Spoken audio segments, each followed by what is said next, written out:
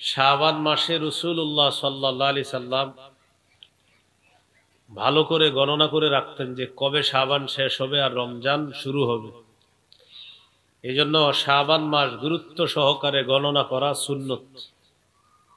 রমজান মাসের প্রথম যে রাত হবে ওই রাত থেকে রমজানের শেষ পর্যন্ত মৌলিক 18টা করণীয় আপনাদের সামনে বলবো, খুব মন দিয়ে শুনতে হবে। মৌলিক 18টা করণীয়, এগুলোকে ব্যাখ্যা করলে আরো অনেক বের হবে। আমরা কয়টা করণীয় জানবো? 18টা। আবু দাউদের হাদিস 2325 নম্বর হাদিস। এই হাদিসের বর্ণনাকারী আয়েশা সিদ্দিকা রাদিয়াল্লাহু তাআলা আনহা তিনি বলেন, কানা রাসূলুল্লাহ সাল্লাল্লাহু আলাইহি ওয়াসাল্লাম ইয়াতাহাফফাজু মিন শাবান মা লা ইয়াতাহাফফাজু মিন গায়রিহি। রাসূলুল্লাহ সাল্লাল্লাহু আলাইহি সাল্লাম অন্যান্য মাসের চাইতে শাবান মাস গুরুত্ব সহকারে গণনা করতেন। খুব যত্ন সহকারে গনে গনে শাবান মাস রাসূল সাল্লাল্লাহু আলাইহি সাল্লাম খুব যত্ন সহকারে গণনা করতেন। সুম্মা ইয়াসুমু লিরুইয়াতি রমাদান, এরপর রমজানের চাঁদ দেখে রোজা রাখতেন। ফাইন গুম্মা আলাইহি ফাআদ্দা সালাসিনা ইয়াউমা, যদি আকাশ মেঘাচ্ছন্ন হতো তাহলে রাসূলুল্লাহ সাল্লাল্লাহু আলাইহি সাল্লাম 30 দিন গণনা করতেন। সুম্মা সামা, এরপর রোজা রাখতেন।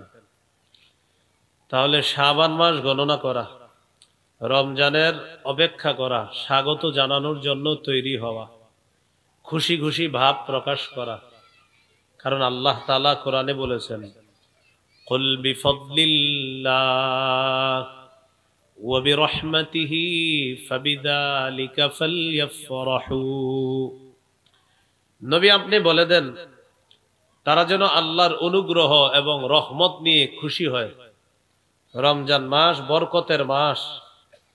নাসাইর হাদিস 2106 নম্বর হাদিস। ইদা দাখালা রমাদান ক্বালা রাসূলুল্লাহ সাল্লাল্লাহু আলাইহি ওয়াসাল্লাম আতাকুম রমাদান ওয়া ফি রিওয়ায়াতিন ক্বাদ জাআকুম রমাদান শাহরুন মুবারাক। রমজান মাস যখন আগমন করত রাসূলুল্লাহ সাল্লাল্লাহু আলাইহি সাল্লাম বলতেন, তোমাদের কাছে রমজান এসেছে, বরকতপূর্ণ মাস উপস্থিত হয়েছে। ফুতিহাত আবওয়াবুল জান্নাহ, প্রথম রাতেই জান্নাতের সবগুলা দরজা খুলে দেওয়া হয়।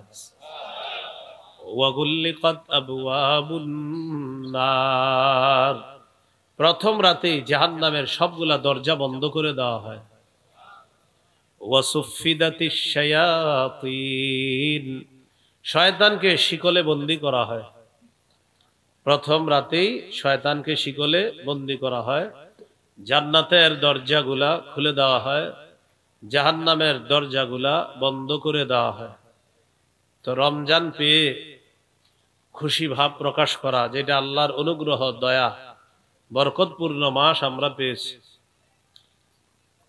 আল্লাহ আমাদের সকলকে রমজানের জন্য পরিপূর্ণ প্রস্তুত হওয়ার তৌফিক দান করেন। রমজান মাসের প্রথম যে রাত হবে ওই রাত থেকে রমজানের শেষ পর্যন্ত মৌলিক 18টা করণীয় আপনাদের সামনে বলবো, খুব মন দিয়ে শুনতে হবে। মৌলিক 18টা করণীয়, এগুলোকে ব্যাখ্যা করলে আরো অনেক বের হবে। আমরা কয়টা করণীয় জানবো? 18টা। 1 নম্বর, চাঁদ দেখা। সহিহ বুখারীর বর্ণনা, ক্বালা রাসূলুল্লাহ সাল্লাল্লাহু আলাইহি ওয়াসাল্লাম সুমু লিরুয়াতিহি ওয়া আফতিরু লিরুয়াতিহি, তোমরা চাঁদ দেখে রোজা রাখো, চাঁদ দেখে ঈদ করো।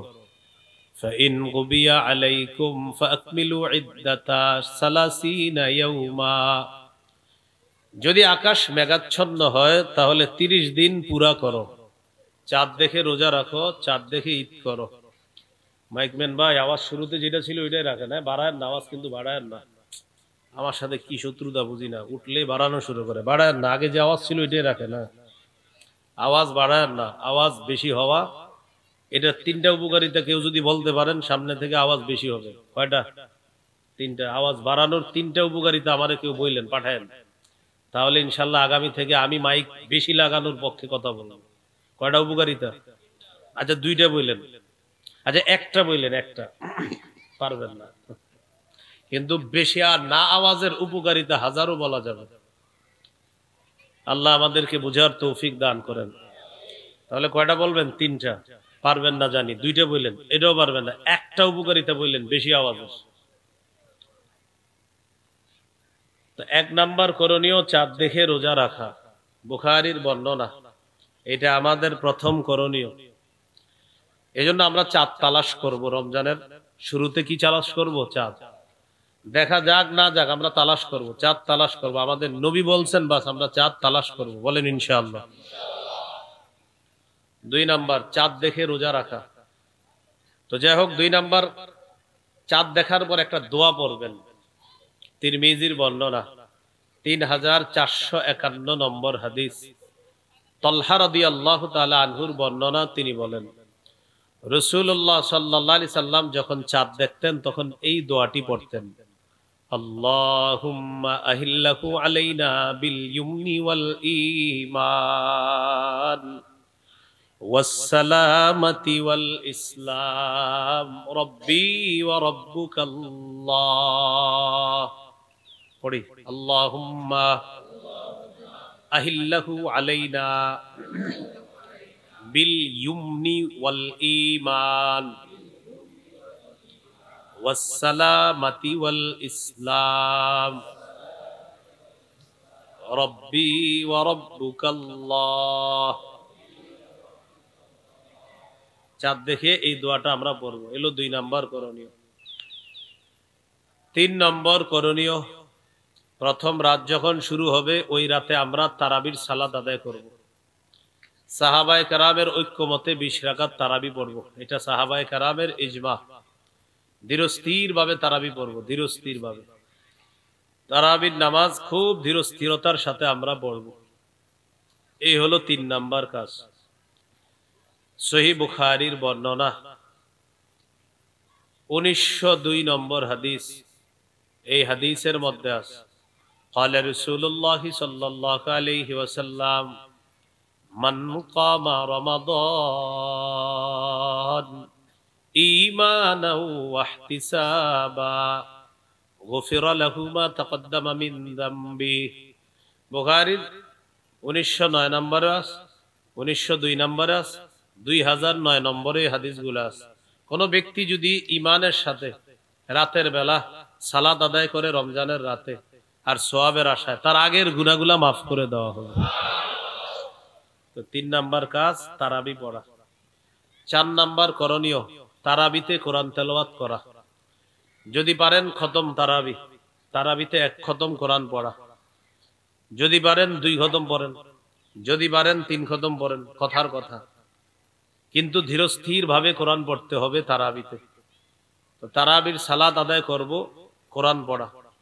যদি পড়েন কোরআন খতম পারবেন না, সূরা তারাবি পড়েন। যে সূরাগুলা মুখস্থ এগুলা দিয়ে আপনি ইমাম সাহেব পড়াবে, আপনারা পড়বেন। কিন্তু কোরআন তেলাওয়াত যত বেশি করা যায়, এটা 4 নাম্বার।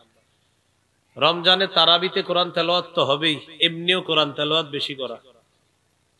সূরা বাকারার 185 নম্বর আয়াতে আল্লাহ বলেন, শাহরু রমাদানাল্লাযী উনজিলা ফীহিল কুরআন। রমজান মাস যেই মাসে কোরআন নাজিল করা হয়েছে, এই জন্য রমজান মাসে কোরআন তেলাওয়াত বেশি করার চেষ্টা করা। আল্লাহ তৌফিক দান করেন। কানা জিবরিল আলাইহিস সালাতু ওয়াস সালাম ইয়ালকাহু কুল্লা লাইলাতিন ফি রমাদান ইয়ারিদু আলাইহিন নবী সাল্লাল্লাহু আলাইহি ওয়াসাল্লাম আল কুরআন। জিবরিল আলাইহিস সালাতু ওয়াস সালাম রমজানের প্রত্যেক রাতে রাসূলুল্লাহ সাল্লাল্লাহু আলাইহি সাল্লামের সাথে সাক্ষাৎ করতেন। নবীজি জিবরিলকে পুরা কোরআন শোনাইতেন। তো এমনিও তেলাওয়াত করব, রমজানে তেলাওয়াতের মাত্রাটা বাড়ায়া দিব। 21 নম্বর পারা শুরু হয়েছে সূরা আনকাবুতের 45 নম্বর আয়াত দিয়া।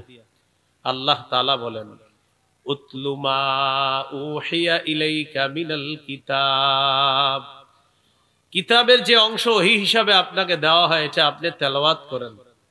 প্রিয় মুসলমান ভাইয়েরা, মৃত্যু পর্যন্ত 3টা অভ্যাস ধারণ করার চেষ্টা করব, নারী পুরুষ সবাই। কয় অভ্যাস বলেন? তেলাওয়াত, 5 ওয়াক্ত নামাজ, সাধ্য অনুযায়ী দান সদকা, এটা মরণ পর্যন্ত নিয়মিত। আপনার 2 টাকা সামর্থ্য, 2 টাকাই সদকা করবেন। তেলাওয়াত, একটা পৃষ্ঠা হইলেও তেলাওয়াত করেন, একটা লাইন পড়েন আপনি আল্লাহর হস্তে, 5টা লাইন পড়েন, কিন্তু ডেইলি পড়েন, আপনি তেলাওয়াত করেন। সূরা ফাতিরের 29-30 নম্বর আয়াত, 22 পারা 16 নম্বর পৃষ্ঠার শেষ, 17 নম্বর পৃষ্ঠার শুরু। আল্লাহ তাআলা বলেন, ইন্নাল্লাযীনা ইয়াতলুনা কিতাবাল্লাহ, নিশ্চয়ই যারা আল্লাহর কিতাব তেলাওয়াত করবে, ওয়া আকামুস সালাহ, যারা নামাজ কায়েম করে, ওয়া আনফাকু মিম্মা রাযাকনাহুম সিররাও ওয়া আলানিয়া, যারা আমার দেয়া রিজিক থেকে গোপনে প্রকাশ্যে দান করে, ইয়ারজুনা তিজারাতাল লান তাবুর, যারা নিয়মিত 3টি কাজ করবে, কোরআন তেলাওয়াত, 5 ওয়াক্ত নামাজ, সামর্থ্য অনুযায়ী দান সদকা করবে, তারা এমন ব্যবসার আশা করে যেই ব্যবসায় কোনো লস নাই, লাভ আর লাভ। লান তাবুর, এটা কখনো ধ্বংস হবে না এই ব্যবসা।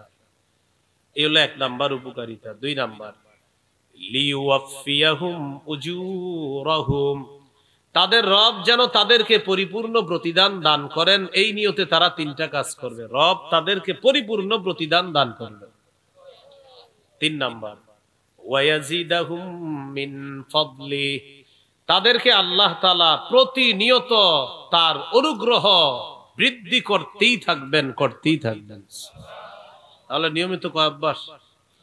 কোরআন তেলাওয়াত, 5 ওয়াক্ত নামাজ, সাধ্য অনুযায়ী দান সদকা করা। আল্লাহ তাআলা তৌফিক দান করেন। তো কোরআনে কারীমের তেলাওয়াত করব তো ইনশাআল্লাহ। এই হলো 4 নাম্বার কাজ। 5 নাম্বার, তাহাজ্জুদ পড়া। সাহারির সময় উঠবেন, ওঠার পর তাহাজ্জুদ পড়বেন। তিরমিজির হাদিস 2616 নম্বর হাদিস। এই হাদিসের মধ্যে আছে রাসূলুল্লাহ সাল্লাল্লাহু আলাইহি সাল্লাম তার সাহাবী মুআজ ইবনে জাবাল রাদিয়াল্লাহু তাআলা আনহুকে বললেন, আলা আদুল্লুকা আলা আবওয়াবিল খাইর, আমি কি তোমাকে কল্যাণের দরজা সমূহের কথা বলবো না? তো নবীজি বললেন, কল্যাণের দরজা 3টা। 1 নাম্বার আস-সাওমু জুন্নাহ, কল্যাণের 1 নাম্বার দরজা হলো রোজা। 2 নাম্বার আস-সাদাকাতু তুতফিউল খাতিআতা কামা ইউতফিউল মাউন নার, 2 নাম্বার দরজা হলো সদকা করা। নবীজি বলেন, সদকা এমন একটা ইবাদত, পানি যেমন আগুনকে নিভিয়ে দেয়, সদকা মানুষের গুনাহগুলা ধুয়ে মুছে সাফ করে দেয়। 3 নাম্বার, ওয়া সালাতুর রাজুলি মিন জাওফিল লাইল, রাতের বেলা তাহাজ্জুদ নামাজ পড়া। রাতে কি পড়া? তাহাজ্জুদ নামাজ পড়া। আমাদের মা বোনরা রমজান মাসে ইবাদতের সুযোগ কম পায়। কেন? স্বামীর এত চাহিদা থাকে, ইফতারিতে আইটেম হবে 36টা, সাহারিতে হইতে হবে আরো এরকম। তো স্ত্রীরা এই 2টা থেকে 3টা থেকে ইফতার বানানো শুরু করে, না একটু ইবাদত করার সুযোগ পায়। আর সাহারির সময় উনি অনেক রং বেরঙ্গের খাবার দিয়ে ওনার সাহারি খাইতে হবে। এই 2টা 2:30 বাজে উঠা বাস শুরু হয় রান্না করে। আপনারা নারীদেরকে একটু ইবাদত করার সুযোগ দেন রমজানে, নারীদেরকে ইবাদতের সুযোগ দিবেন। রমজান মাস আগে বেড়ে যাওয়ার মাস। প্রত্যেক রাতে একজন ঘোষণাকারী বলে, ইয়া বাগিয়াল খাইরি আকবিল, হে কল্যাণ অন্বেষণকারী তুমি আগে বেড়ে যাও। ওয়া ইয়া বাগিয়াশ শাররি আকসির, হে অকল্যাণ অন্বেষণকারী তুমি থামো, সংযত হও। কল্যাণ অন্বেষণকারী তুমি আগে বেড়ে যাও। এখন বলেন, নারী যারা, তাদের কি কল্যাণের প্রয়োজন আছে না নাই? এই জন্য তাদেরকে ইবাদতের সুযোগ দেওয়া। মা বোনরা সাহারির সময় আগে আগে উঠে যাওয়া, ওইটা কমপক্ষে 8 রাকাত তাহাজ্জুদ নামাজ পড়ার চেষ্টা করা। 8 রাকাত তাহাজ্জুদ পড়া এটা নবীজির 12 মাসের আমল। তারাবি পড়া এটা সাহাবায়ে কেরামের ঐক্যমতে রমজানের আমল। 8 রাকাত তাহাজ্জুদ পড়া এটা নবীজির 12 মাসের আমল, কথাটা মনে রাখবেন। যদি আপনি চান আজকে রাতে 8 রাকাত পড়তে পারেন, সহিহ বুখারীতে আছে 8 রাকাত তাহাজ্জুদ পড়া এটা নবীজির 12 মাসের আমল। আম্মা জান আয়েশা সিদ্দিকা রাদিয়াল্লাহু তাআলা আনহার বর্ণনা। তো আপনি চাইলে আজকেও 8 রাকাত তাহাজ্জুদ পড়তে পারেন। তো রমজানে যেহেতু আল্লাহ তাআলা সাহরির সময় আপনাকে উঠিয়ে দিবেন, এই জন্য রমজান মাসে 8 রাকাত তাহাজ্জুদ পড়া। তাহলে কি শিখলাম? 4 নাম্বার কোরআন তেলাওয়াত করা, 5 নাম্বার তাহাজ্জুদ পড়া। তাহাজ্জুদ হলো কল্যাণের দরজা। আমরা ইবাদতটা করার চেষ্টা করব ইনশাআল্লাহ। তাহাজ্জুদ যদি 8 রাকাত না পারেন 6 রাকাত, 6 রাকাত না পারলে 4 রাকাত, 4 রাকাত না পারলে 2 রাকাত, 2 যেন না ছুটে ভাই, বলেন ইনশাআল্লাহ। এটা তাদের জন্য সম্ভব যারা যান্ত্রিক যন্ত্রণার থেকে দূরে থাকবে। যারা যান্ত্রিক যন্ত্রণা থেকে কি থাকবে, একটা যন্ত্রণা আছে, এই যন্ত্রণা থেকে যে যত দূরে থাকবে সার পক্ষে এগুলা সহজ হবে। রমজানের ইবাদত গুলা করা তাদের জন্য সহজ হবে। যন্ত্রণাগুলা থেকে যারা দূরে থাকবে তাদের জন্য কি হবে, সহজ হবে। হ্যাঁ, সহজ হবে। যন্ত্রণাগুলা বুঝেন, এগুলা সব সময় পকেটে থাকে আমাদের। এই যন্ত্রণা থেকে দূরে থাকলে এটা আপনার জন্য সহজ হয়ে যাবে, আল্লাহ সহজ করে দেন। 6 নাম্বার সাহারি খাবেন। অনেকে পালোয়ানগিরি দেখায় ইমাম সাহেবের গিয়ে বলে, হুজুর আজকে সাহারি না খায় রোজা রাখছি। আপনার কি কইছে না খাইতে? হ্যাঁ, সহিহ বুখারীর বর্ণনা 1921 নম্বর হাদিস, 1921 নম্বর হাদিস। আন যায়েদ ইবনে সাবিত রাদিয়াল্লাহু তাআলা আনহু قال তাসাহহারনা মা'আন নবী সাল্লাল্লাহু আলাইহি ওয়াসাল্লাম। যায়েদ ইবনে সাবিত রাদিয়াল্লাহু তাআলা আনহুর বর্ণনা, তিনি বলেন আল্লাহ নবীর সাথে আমরা সাহারি খেয়েছি। নবী সাহারি খেয়েছে, সাহাবীরাও খেয়েছে, অতএব আমরাও খাবো। সহিহ বুখারীর বর্ণনা 1923 নম্বর হাদিস, 1923। قال رسول الله صلى الله عليه وسلم تسحروا فإن في السحور بركة। নবীজি বলেন তোমরা সাহরি খাও, সাহরির মধ্যে ভরপুর বরকত আছে। সাহরি খাবো কেন? বরকতের জন্য।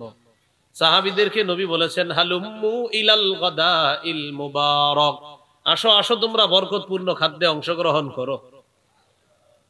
এই জন্য আমরা সাহরি খাবো ইনশাআল্লাহ। ইন্নাল্লাহা ওয়া মালাইকাতাহু ইউসাল্লুনা আলাল মুতাসাহহিরিন।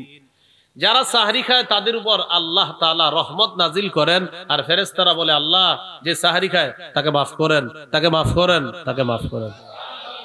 না, এই জন্য আপনি না খায়া বলবেন যে হুজুর আমি না খাইছি, না খায়া দেখেন আমি দেখাই দিছি রোজা করে, এরকম কি করা যাবে?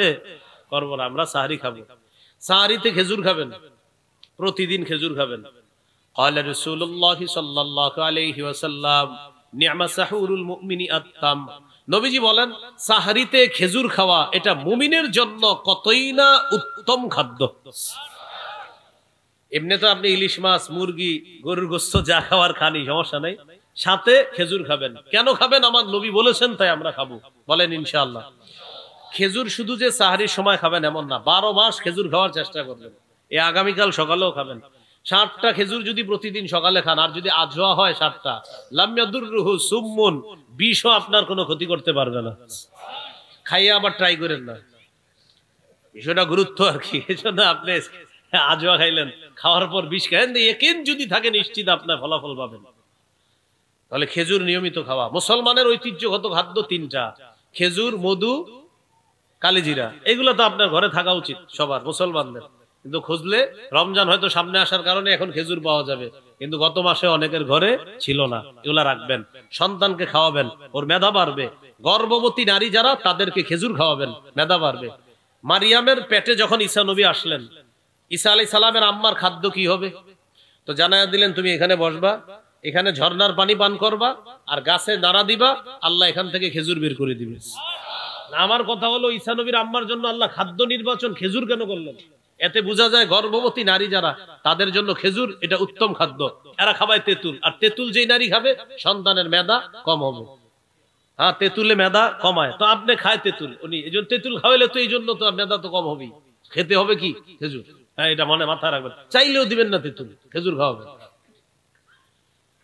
তাহলে মুমিনের সাহারিতে সবচেয়ে নেয়ামতে পরিপূর্ণ খাদ্য কি? খেজুর।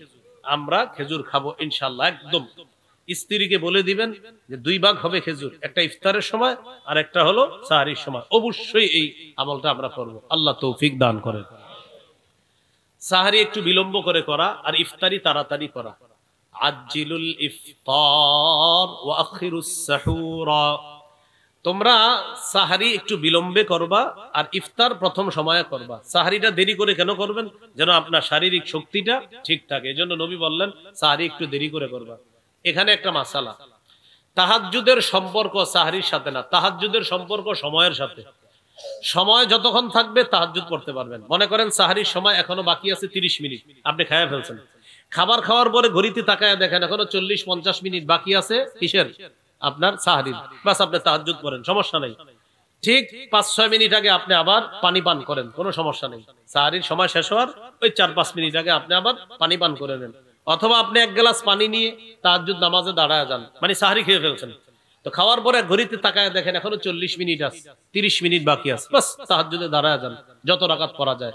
30 মিনিটে আশা করি যারা ছোট সূরা দিয়ে পড়েন আলাম তারা এই সূরাগুলা দিয়ে আপনি 30 মিনিটে 6 রাকাত, 4 রাকাত বা 8 রাকাতও পড়তে পারবেন। 40 মিনিট যদি হয় সুন্দরভাবে আপনি পড়তে পারবেন। আর মূল ইয়াসিন এই সূরাগুলা যারা পারেন এগুলা দিয়ে ইনশাআল্লাহ আশা করি পড়তে পারবেন। তাহলে বলেন তো তাহাজ্জুদের সম্পর্ক কি খাদ্যের সাথে না সময়ের সাথে? বাস সেটা আপনি তাহাজ্জুদটা সাহারি খাওয়ার আগেও পড়তে পারবেন, আবার সাহারি খাইছেন খাওয়ার পর দেখলেন সময় আছে আপনি পড়তে পারবেন। আল্লাহ আমাদের সকলকে কথাগুলা গুরুত্ব সহকারে মনে রেখে আমল করার তৌফিক দান করেন। এই গেল 6 নাম্বার কাজ, সাহারি খাওয়া। সাহারি খাইলেন, এবার 7 নাম্বার কাজ রোজা রাখা। 7 নাম্বার কাজ হলো রোজা রাখা। সহিহ বুখারীর বর্ণনা 1901 নম্বর হাদিস, মানে 1901 নম্বর হাদিস। قال رسول الله صلى الله عليه وسلم من صام رمضان إيمانا واحتسابا غفر له ما تقدم من ذنبه, যে ব্যক্তি ঈমানের সাথে এবং সওয়াবের আশায় রমজানের রোজা রাখে আল্লাহ তার আগের গুনাহগুলো maaf করে। তিরমিজির হাদিস 614 নম্বর হাদিস।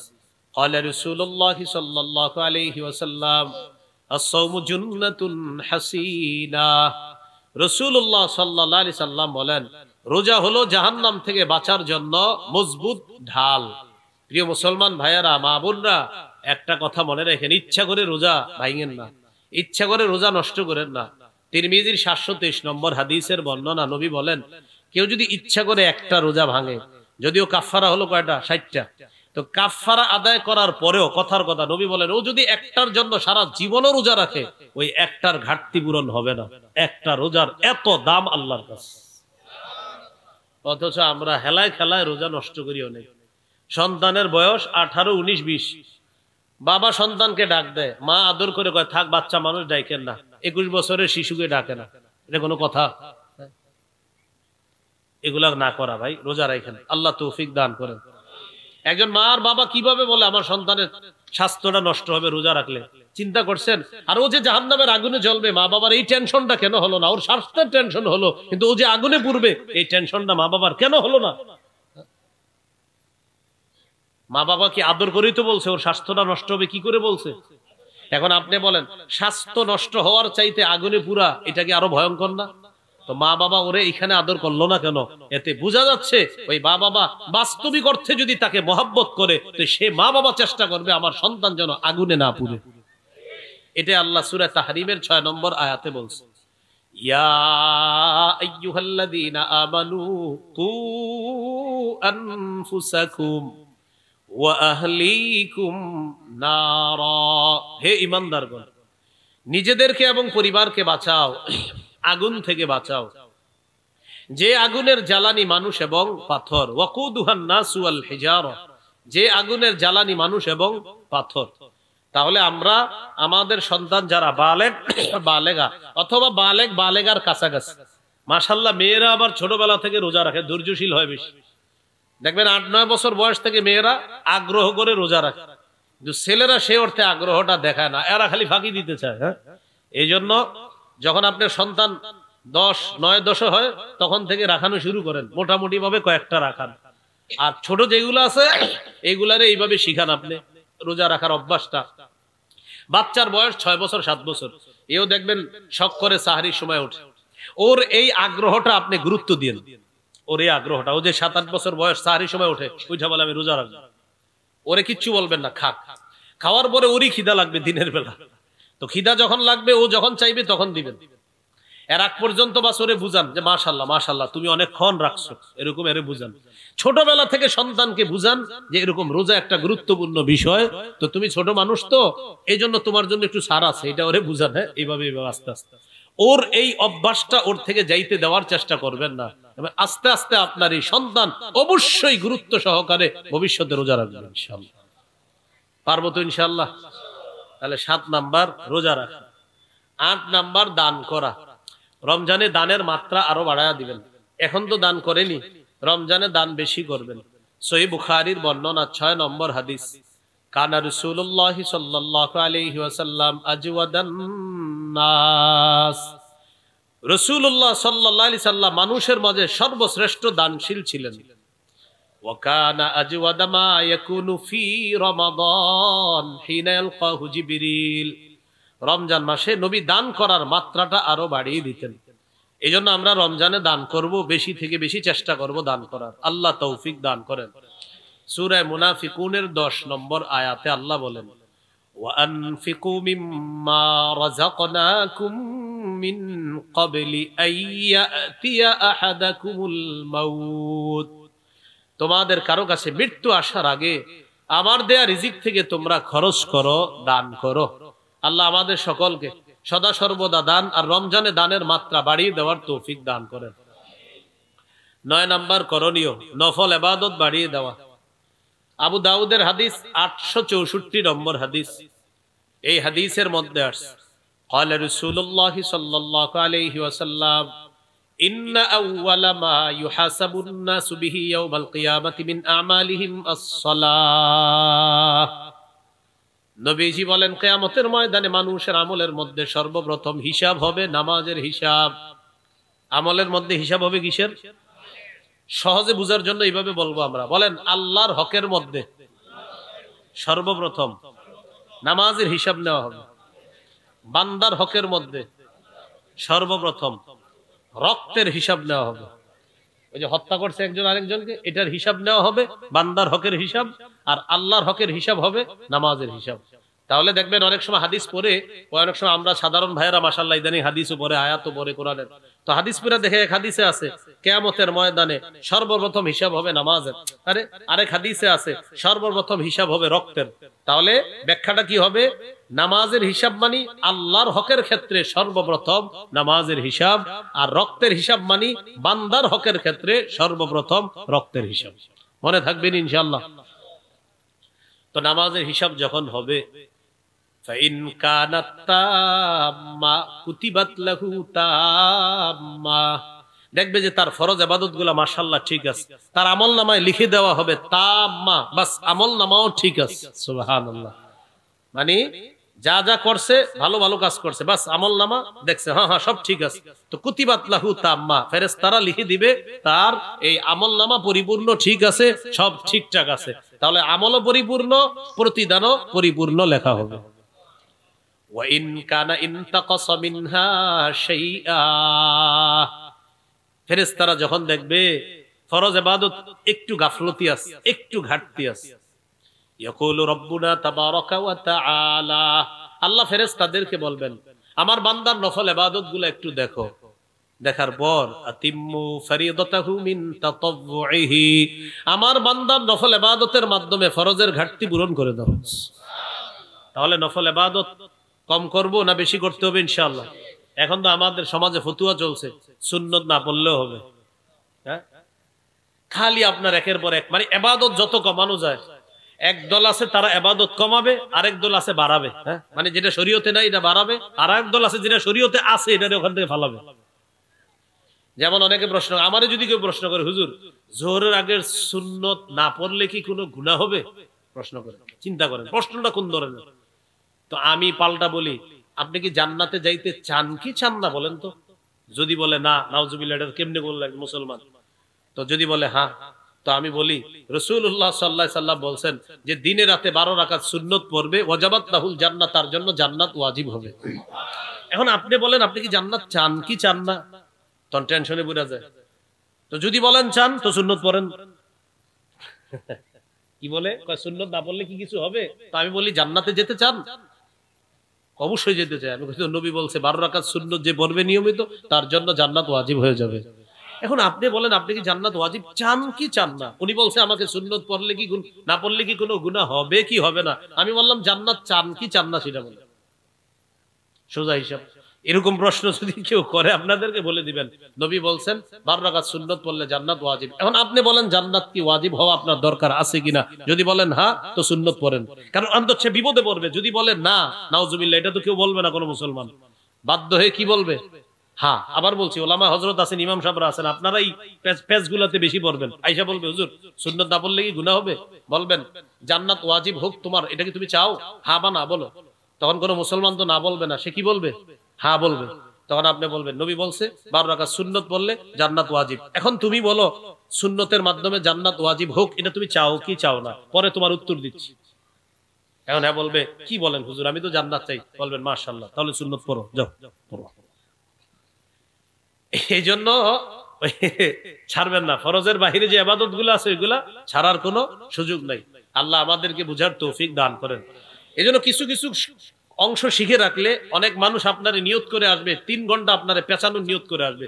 এই 2-1টা জায়গা শিখে রাখবেন, 3 ঘন্টা না 30 সেকেন্ডও পেঁচাতে পারবে না ইনশাআল্লাহ। আল্লাহ আমাদেরকে কথাগুলা বুঝে শুনে আমরা যেন ফরজের বাহিরে যে সুন্নত নফল গুলা আছে এগুলাও গুরুত্ব সহকারে করতে পারি। আল্লাহ তৌফিক দান করেন। তাহলে নফল ইবাদত বাড়িয়ে দিব 9 নাম্বার। 10 নাম্বার নেকির কাজ বেশি করা। বাস, যে কোনো নেকির কাজ বেশি করা। সূরা কাহফের 105 নম্বর আয়াতে আল্লাহ বলেন ইন্নাল্লাযীনা আমানু ওয়া আমিলুস সলিহাত কানাত লাহুম জান্নাতুল ফিরদাউসি নুজুলা। 103 থেকে শুরু হয়েছে, 103, 4, 5, 6, 7, 8, 9 অনেকগুলো আয়াত আছে। তো আল্লাহ বলেন নিশ্চয়ই যারা ঈমান আনে নেক কাজ করে তাদের জন্য মেহমানখানা হিসাবে জান্নাতুল ফিরদাউস। সূরা তাগাবুনের 9 নম্বর আয়াত, 28 পারা 16 নম্বর পৃষ্ঠা। আল্লাহ তাআলা বলেন ওয়ামাই ইউমিন বিল্লাহ ওয়া ইয়ামাল সলিহা, যে ব্যক্তি আল্লাহকে বিশ্বাস করে আর নেক কাজ করে, ইউকাফির আনহু সাইয়্যাতি, আল্লাহ তার সব গুনাহগুলো maaf করে দেন। ওয়া ইউদখিলহু জান্নাতিন তাজরি মিন তাহতিহাল আনহার, আল্লাহ তাকে এমন জান্নাতে প্রবেশ করাবেন যার পাদদেশ দিয়ে তলদেশ দিয়ে ঝর্ণা ধারা প্রবাহিত হবে। খালিদিনা ফিহা আবাদা, সেথায় তারা অনন্তকাল চিরকাল বসবাস করবে জান্নাতের মধ্যে। যালিকাল ফাউজুল আযীম, আল্লাহ বলেন এটা চূড়ান্ত সফলতা। আল্লাহকে দেখতে চাই কারা কারা? সবাই দেখতে চাই তো ইনশাআল্লাহ। আল্লাহ তৌফিক দান করেন। তো দেখার শর্ত কি আছে দেখেন, সূরা কাহফের সর্বশেষ আয়াত 110 নম্বর আয়াতে আল্লাহ বলেন ফামান কানা ইয়ারজু লিকা রাব্বিহি, যে ব্যক্তি তার রবের সাক্ষাৎ কামনা করে, ফালইয়ামাল আমালান সলিহা, 1 নাম্বার সেজন্য নেক কাজ করে। 2 নাম্বার ওয়ালা ইউশরিক বিইবাদাতি রাব্বিহি আহাদা, সেজন্য তার রবের ইবাদতে কাউকে শরীক না করে। তাহলে 1 নাম্বার নেক কাজ করা, 2 নাম্বার ইবাদতে যেন কাউকে শরীক না করে। এবার আমার সাথে বলেন যে কোনো বস্তুর 3টি অংশ থাকা উচিত: দেহ, আত্মা, ফলাফল। আমল হলো দেহ, আত্মা হলো ইখলাস, ফলাফল ওজনের পাল্লায় ভারী। এবার সুন্দর করে বলেন, বলেন আমল নামক দেহ, এই দেহের আত্মা হলো ইখলাস। এবার একসাথে বলেন আমল নামক দেহের আত্মা হলো ইখলাস,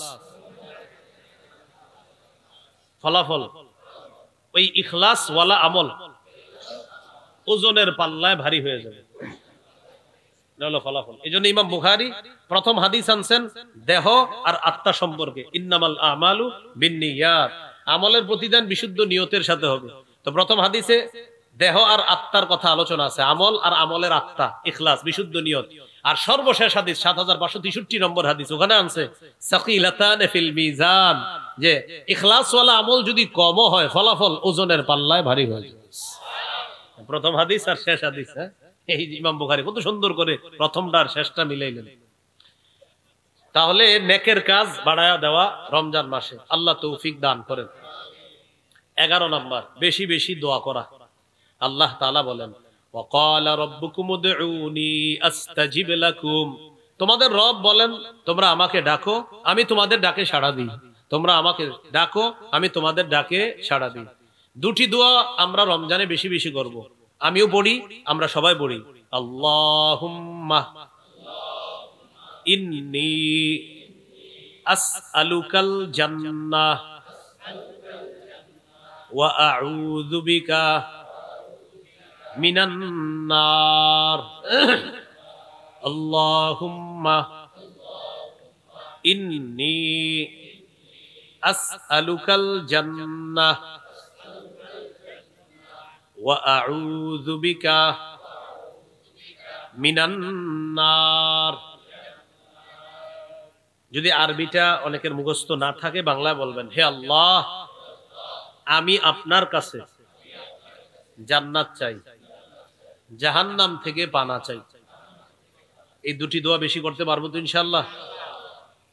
قال رسول الله صلى الله عليه وسلم ولله عتقاء من النار وذلك في كل ليلة। নবীজি বলেন, রমজান মাসে প্রতি রাতে অসংখ্য অগণিত জাহান্নামীকে জাহান্নাম থেকে মুক্তি দেওয়া হয়। তো দোয়া করবেন, আল্লাহ আমার আত্মীয় স্বজনের কেউ জাহান্নামী আছে কিনা জানি না, আল্লাহ যদি থাকে আপনি মুক্তি দিয়ে দেন, মুক্তির ব্যবস্থা করে দেন। এইভাবে দোয়া করা। তাহলে রমজানে বেশি বেশি কি করব ভাই? দোয়া করব। 12 নাম্বার, জিকির করা। 4টা জিকির বেশি বেশি করার চেষ্টা করব। কয়টা জিকির? 4টা। قال رسول الله صلى الله عليه وسلم আহাব্বুল কালামি ইলাল্লাহি আরবা। নবীজি বলেন, আল্লাহর কাছে 4টি কথা সবচেয়ে পছন্দের। পড়ি, সুবহানাল্লাহ, আলহামদুলিল্লাহ, লা ইলাহা ইল্লাল্লাহ, আল্লাহু আকবার। এবার বলেন, বিশুদ্ধ ভাবে, বিশুদ্ধ উচ্চারণে, ধীরস্থির ভাবে। আবার 3টা, বিশুদ্ধ ভাবে, বিশুদ্ধ উচ্চারণে, ধীরস্থির ভাবে। এই 4টি জিকির আমরা করব ইনশাআল্লাহ। অশুদ্ধ ভাবে কিভাবে? তাড়াতাড়ি কিভাবে? ধীরস্থির। আপনি ধীরস্থির ভাবে সুবহানাল্লাহ, আলহামদুলিল্লাহ, লা ইলাহা ইল্লাল্লাহ, আল্লাহু আকবার। দেখেন, রমজানে এই রাত্রে 1টা 2টা বাজে উঠা বিবিরেও জানানো দরকার নাই, কাউরে জানায় না, একা একা উঠা বসে বসে একটু এইভাবে আস্তে আস্তে বিশুদ্ধ ভাবে জিকির করেন। কি মজা যে লাগবে এটা কাউরে বুঝাতে পারবে। একা একা জিকির করেন। ইমাম সাহেব, মুয়াজ্জিন সাহেব, হযরত যারা আছে, আপনারাও কাউরে বলা দরকার নেই, চুপে চুপে মসজিদের কোনায় একটু জিকির করেন ইনশাআল্লাহ। ওলামায়ে হযরতদেরকে আমি আদেশ করছি না, আবদার। অসাধারণ মজা, কাউরে জানানো দরকার, এলাকার কোনো মানুষ জানা দরকার নেই। মুয়াজ্জিন সাহেবটা, ইমাম সাহেবও জানা দরকার নাই, জেনে ফেললে অন্য বিষয়, বাস দুইজনের মাঝে গোপন থাকলো। ইমাম সাহেব, মুয়াজ্জিন, খাদেম সাহেব, হাফেজ সাহেব যারা থাকবে তারা মসজিদের মধ্যে এক কোনায় বসে যাবে, রাতে কেউ নাই, এলাকাবাসী কেউ দেখতেছে না, 1টা 1:30টার দিকে বসে বসে এক কোনায় এই আল্লাহর বান্দা আস্তে আস্তে জিকির করতেছে। কি অসাধারণ মজা, এটা যে করবে সে বুঝতে পারবে। তাহলে 12 নাম্বার, জিকির করা। করবো তো ইনশাআল্লাহ, আল্লাহ তৌফিক দান করেন। 13 নাম্বার, ইফতার করা। সারা দিনের কাজ গেল, আপনি দান করবেন, জিকির করবেন, তেলাওয়াত করবেন, এবার সারা দিন শেষ করলেন, ইফতার করবেন। 14 নাম্বার, ইফতার করাবেন। 13 নাম্বার ইফতার করা, 14 নাম্বার ইফতার করানো।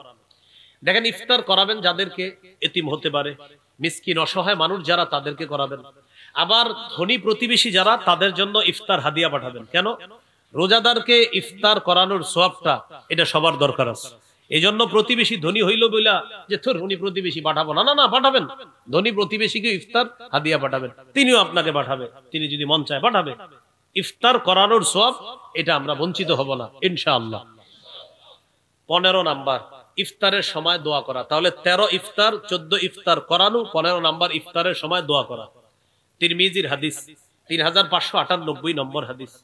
قال رسول الله صلى الله عليه وسلم ثلاثة لا ترد دعوتهم।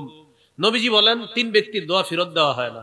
আস-সাইমু হাত্তা ইফতিরা, রোজাদার যখন ইফতারের সময় দোয়া করে তার দোয়া ফেরত দেওয়া হয় না। 2 নাম্বার ওয়াল ইমামুল আদিল, ন্যায়পরায়ণ পুরুষ শাসকের দোয়া। বলেন পুরোটা বলেন, ন্যায়পরায়ণ, এই পুরুষ শাসক, এটা 3 বার বলবেন, ন্যায়পরায়ণ, ন্যায়পরায়ণ পুরুষ শাসকের দোয়া। কি শাসক? ন্যায়পরায়ণ পুরুষ শাসকের দোয়া কি দেওয়া হয় না? ফেরত দেওয়া হয় না। ইফতারের সময় বলবেন আল্লাহ আমাদের দেশে আর যেন কোনোদিনও নারী শাসক না হয়। আর একটা দোয়া করবেন, আল্লাহ আমাদের দেশে একজন ন্যায়পরায়ণ পুরুষ শাসক দিয়ে দেন। তাহলে 1 নাম্বার রোজাদারের দোয়া ফেরত দেওয়া হয় না। 2 নাম্বার ন্যায়পরায়ণ পুরুষ শাসকের দোয়া ফেরত দেওয়া হয় না। 3 নাম্বার ওয়া দাওয়াতুল মাজলুম, মাজলুমের দোয়া ফেরত দেওয়া হয় না। তাহলে 15 নাম্বার দোয়া করা। 16 নাম্বার রমজানের শেষ দশকে ইতিকাফ করা। বাস এইভাবে রমজান কাটাবেন। এই হলো আমরা প্রথম একটা দিন বললাম 15টা। হ্যাঁ বাস। 16 নাম্বার শেষ দশকে ইতিকাফ করবেন। 17 নাম্বার লাইলাতুল কদর তালাশ করা। দেখেন, যারা চান যে আমি সহজে লাইলাতুল কদর পেতে চাই, তাহলে আপনি ইতিকাফ করতে হবে। যদি চান যে আমি পেতেই চাই যে কোনো মূল্যে, তো ইতিকাফ করেন। সহিহ বুখারীর বর্ণনা, 2033 নম্বর হাদিসের বর্ণনা।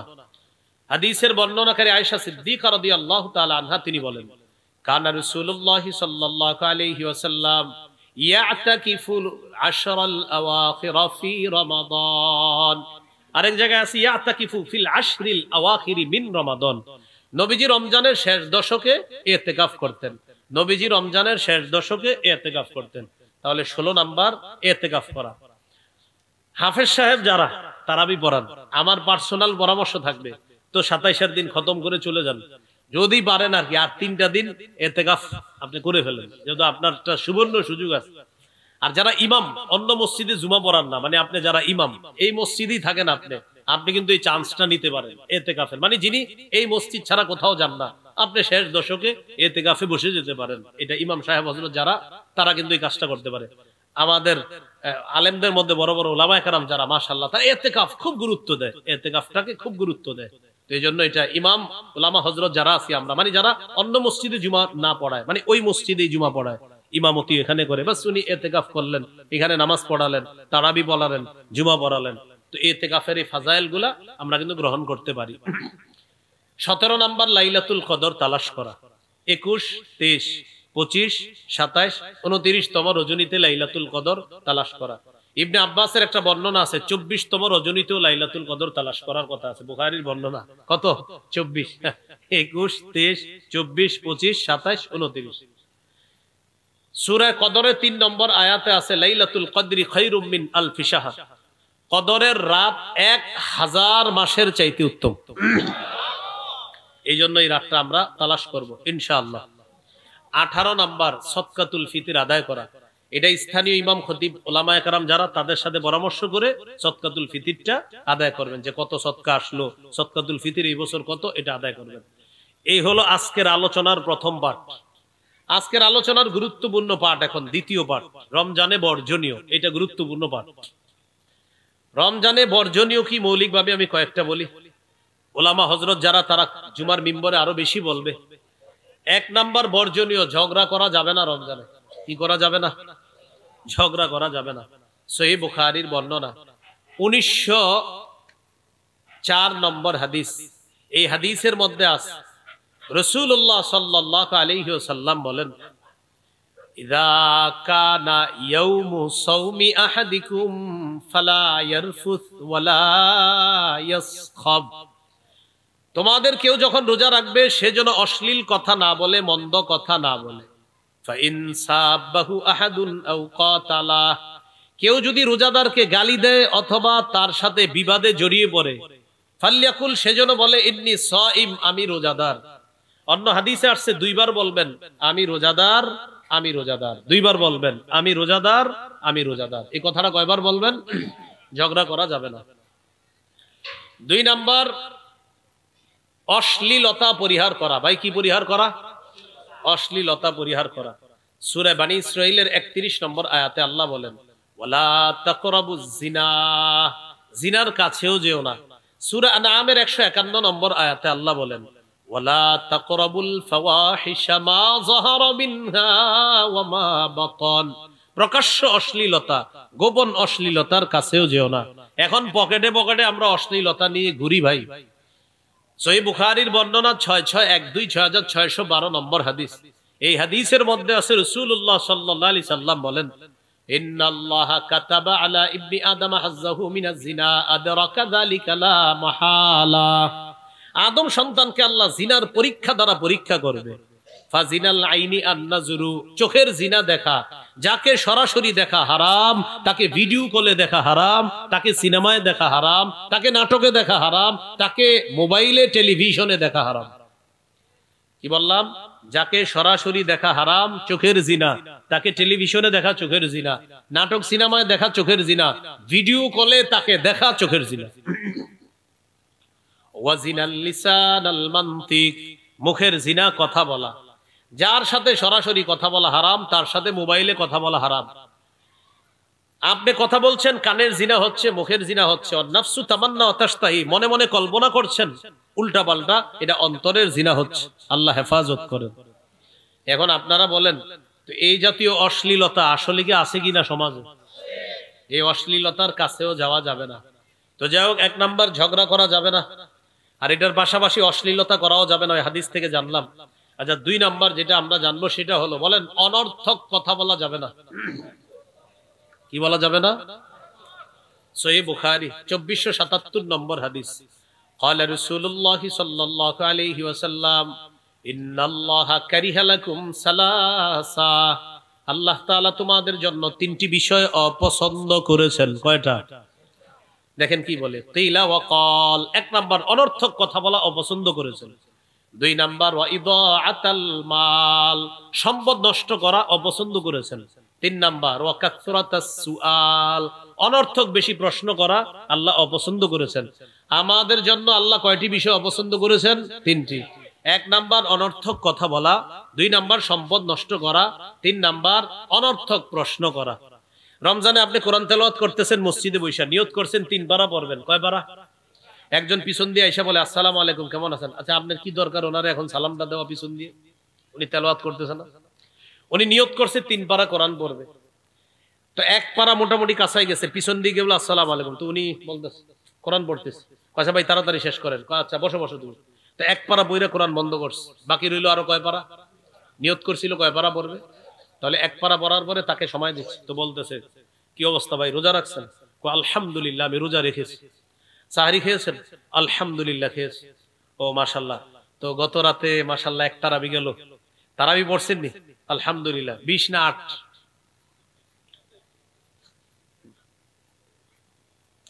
এখন আপনারা জবাব দিবেন, বলেন আমার সাথে, 20ও পড়ছি। বলেন, 20ও পড়ছি, 8ও পড়ছি। আবার বলেন, 20ও পড়ছি, 8ও পড়ছি। হ্যাঁ বলবে 20 8 মানে? বল হ্যাঁ, 20 8 2 রে পড়ছি। আরে পড়েন নাই কোনটা? বলবেন ঝগড়া পড়ি নাই। কি পড়ি নাই? তুমি যে নিয়তে এখন আসছো, ওই নিয়তটা কাজ হবে না। তুমি অনেক লম্বা সময় আমাদের জ্বালানোর জন্য আসছো, লাভ নাই। 20ও পড়ছি, 8ও পড়ছি। ভাই বুঝাই দেন। 20 পড়ছি, সাহাবায়ে কেরামের ঐক্যমতে 20 রাকাত তারাবি, এটা ইজমা। এজন্য 20 রাকাত শুরু রাত্রে পড়ছি। আর আল্লাহ সাহারির সময় উঠাইছে। নবী সারা বছর 8 রাকাত তাহাজ্জুদ পড়তেন। তো আমি সারা বছর পারি না, কাজকর্মে থাকি। সাহারির সময় যেহেতু আল্লাহ উঠাইছেন, এজন্য গত রাতে আমি 8 রাকাত তাহাজ্জুদও পড়ছি, 20ও পড়ছি, 8ও পড়ছি। যেটা পড়ি নাই সেটা হলো, তুমি যে নিয়তে আসছো এটা আমি আসলে পারবো না। আর এই ব্যাপারে বুখারীতে হাদিস আছে, তুমি যে জ্বালান জ্বালাইবা আমার, আমি বলে দিব আমি রোজাদার 1 বার, আমি রোজাদার 2 বার। যাও। এখন এই জায়গায় অনেকে থাকতে পারেন যে, হুজুর কথাটা কারে বললেন? এই কাজ যে করে তারে বলছি। আপনাদের কেউ আছেন কিনা? যদি বলেন আসি আমি, তো আপনারই বলছি, সত্যি আপনাকে বলছি। করেন না, এগুলো করেন না। একটা মানুষ ইবাদতে আছে, ইবাদত করতে দেন, কেন আপনি তাকে ডিস্টার্ব করতে যাচ্ছেন? এরপরেও যদি বলে, ভাই যাক বুঝলাম, আপনার সাথে একটু কথা বলতে মন চায়, বলবেন 100 বার সুবহানাল্লাহ পড়েন। তো পড়ছি, আপনি তেলাওয়াত করে থাকবেন। তো আবার বলবে, ভাই পড়ছি, বলবেন 100 বার আলহামদুলিল্লাহ পড়েন। আপনি আবার তেলাওয়াত করবেন। এরপরে বলবে, ভাই আরেকটু কথা বলবেন, 100 বার আল্লাহু আকবার পড়ো। কথা বলবো তোমার সাথে, পড়ো। তো আবার কথা বলতে চাই, আপনি বলবেন লা ইলাহা ইল্লাল্লাহ 100 বার পড়ো। শেষ হইছে। এবার বলে, ভাই আপনার সব কথা মানছি, এখন একটু কথা আছে আপনার সাথে। আপনি কোরআনটা আরেকটা নামায় বলবেন, তুমিও পড়ো। আপনি পড়ো, যেহেতু ওনার কথা বলতেই মন চায়, জবান চালাইতে মন চায়, পড়ুক, তো পড়ুক, কোরআন পড়ুক। আপনারা বলেন এই যে কথাগুলো, এটা কি খারাপ না ভালো কথা? তো পড়েন, আপনি পড়েন, আপনার যেহেতু জবান চালাইতে মন চাইতেছে, কোরআন পড়েন। তো কোরআন অনেকক্ষণ পড়ার পরে যদি বলে ভাই পড়ছি, আরেকটু কথা আছে আপনার সাথে, আপনি বলবেন ঘুমান ঘুমান ঘুমান। কি করেন? ঘুম থেকে ওঠার পর দেখবে আসর আজান দিয়ে, তখন আপনি বলবেন চলেন দুইজনে মিলে নামাজে যাই। কথা বলার সুযোগ দিবেন। কথা বলা পরিহার করা, 1 নাম্বার ঝগড়া পরিহার করা, 2 নাম্বার অনর্থক কথা বলা পরিহার করা। আমি কাউকে বলছি না, আমি বলছি বাস কেউ কারো ইবাদত ডিস্টার্ব করতে যাবেন না, সোজা হিসাব। 3 নাম্বার বলেন মিথ্যা পরিহার করা। সহিহ বুখারীর বর্ণনা, রাসূলুল্লাহ সাল্লাল্লাহু আলাইহি সাল্লাম বলেন, মান লাম ইয়াদা কাওলা যুর, 1903 নম্বর হাদিস, যে ব্যক্তি মিথ্যা পরিহার করতে পারলো না, ওয়াল আমালা বিহি ফালাইসা লিল্লাহি হাজাতুন ফি আইয়াদা তাআমাহু ওয়া শারাবা, যে ব্যক্তি রমজান মাসে মিথ্যা পরিহার করতে পারলো না, সে খানা পিনা না খায়া যে রোজা রাখলো, এই ব্যাপারে আল্লাহ তাআলার কাছে কোনো গুরুত্ব নাই। এই ব্যাপারে আল্লাহর কাছে কোনো কি নাই, গুরুত্ব নাই। বান্দা তুমি রোজা রাখছো, জি, ও মিথ্যা কথাও বলো, তো মিথ্যাও বলে, আল্লাহর কাছে কোনো গুরুত্ব নাই আপনার রোজার। তুমি খানা খাও না, জি আল্লাহ আমি খানা খাই না। ও পান করো না, না, জিহ্বা দিয়ে মিথ্যা বলনি, মিথ্যা বলে, তো তোমার এই রোজার গুরুত্ব নেই। তাহলে কি শিখলাম? জিহ্বাকে খানা থেকে দূরে রাখবো, পানি থেকে দূরে রাখবো, মিথ্যা থেকে দূরে রাখবো। সবাই আওয়াজ দিয়ে বলেন, বলেন মিথ্যা পাপের মা, অপরাধের মা। বলেন তো সমস্ত অপরাধের আম্মার নাম কি? তো 3 নাম্বার মিথ্যা পরিহার করা। 4 নাম্বার গীবত পরিহার করা। কি পরিহার করা? গীবত পরিহার করা। বলেন গীবত আমল ধ্বংসের নীরব ঘাতক। এটা বাসায় লিখে রাখবেন যে গীবত আমল ধ্বংসের নীরব ঘাতক। আমল ধ্বংসের নীরব ঘাতকের নাম কি? গীবত। এজন্য পার্সোনাল মজলিসগুলা বেশি এড়ায়া চলবে। খাস খাস কিছু মজলিস হয়, এই মজলিসগুলা ঘি ভাত দিয়ে শুরু হয়, শেষে গীবত হয়। ঘি ভাত ভালো জিনিস, ঘি ভাত শেষে হয়ে যায় ঘি বত। ঘি ভাত দিয়ে শুরু হয়, মানে ভালো, মাশাআল্লাহ ভাই কি অবস্থা, ঘি খান, নেন একটু খান, তো খাইতেছে, ভাতও খান, খাইতেছে, ঘিটা কি কোন দোকানতে আছেন, ও অমুকের, এত খারাপ মানুষ, শুরু হয়ে গেল। তাহলে ঘি দিয়ে শুরু করলেন আর ঘি দিয়ে শেষ করলেন। ঘি ঘি ঘি ঘি, একটা ঘ একটা গ, তো ঘি ভাত ভালো জিনিস, আর ঘি বত, তাহলে ঘি ভাত, ভাত দিয়ে ঘি খাইতেছেন, মাশাআল্লাহ ঘি তো অনেক মজাদার, ভালো ঘি, কার না, আরে না অত ভালো না, এটা অমুকের, তো ও এই যে শুরু হয়ে গেল। তাহলে ঘি ভাত এটা নিয়ে যায় কোন দিকে? ঘি ভাত। এটা এমনি একটা উদাহরণে বললাম। এই জন্য আমাদের পার্সোনাল মসজিদ গুলা ভালো ভালো আলোচনা দিয়ে শুরু হয়, শেষ হয় এমন ভয়ঙ্কর ভাবে। এই জন্য আপনারা কষ্ট নেন অনেক সময় আমার ব্যাপারে, যে আমি কোথাও বসি না কেন, আমি নিজের সেলফ ডিফেন্স, নিজের বাঁচানোর জন্য বসি না, কারণ আমার দ্বারাই গীবত হয়ে যাবে। এই জন্য গাড়ি টু মঞ্চ, মঞ্চ টু গাড়ি, গাড়ি টু আবার বাড়ি, বাস খালাস। আল্লাহ আমাদেরকে বুঝার তৌফিক দান করেন। তাহলে 1 নাম্বার ঝগড়া পরিহার করা, 2 নাম্বার অনর্থক কথা পরিহার করা, 3 নাম্বার মিথ্যা পরিহার করা, 4 নাম্বার গীবত পরিহার করা। এবার বুদ্ধি খাটায় বলেন 4টা অপরাধ কি দিয়ে হয়? মাশাআল্লাহ, বলেন তো ঝগড়া কি দিয়ে হয়? মিথ্যা কি দিয়ে হয়? অনর্থক কথা কি দিয়ে হয়? গীবত হয় কি দিয়ে? এবার তিরমিজির হাদিস শুনেন, 2616 নম্বর হাদিস। নবী বলেন, হাল ইয়াকুব্বুন নাস ফিন নারি আলা ওয়ুজুহিহিম আও আলা মানাকিরিহিম ইল্লা হাসাইদু আলসিনাতিহিম। বেশিরভাগ মানুষ জাহান্নামে যাবে, বেশিরভাগ মানুষ জাহান্নামে যাবে মাথাটা নিচে, পাগুলা উপরের দিকে দিয়ে ধাক্কাইতে ধাক্কাইতে জাহান্নামে নিক্ষেপ করা হবে, শুধু জিহ্বার অপরাধের কারণে। কিসের অপরাধের কারণে? তাহলে সুন্দরভাবে আমরা বলি, বলেন তো ঝগড়া হয় কি দিয়ে? অনর্থক কথা হয় কি দিয়ে? মিথ্যা হয় কি দিয়ে? গীবত হয় কি দিয়ে? বেশিরভাগ মানুষ জাহান্নামে যাবে কোন অঙ্গের কারণে? তাহলে আজকে থেকে আমরা কি নিয়ন্ত্রণ করব? জিহ্বা।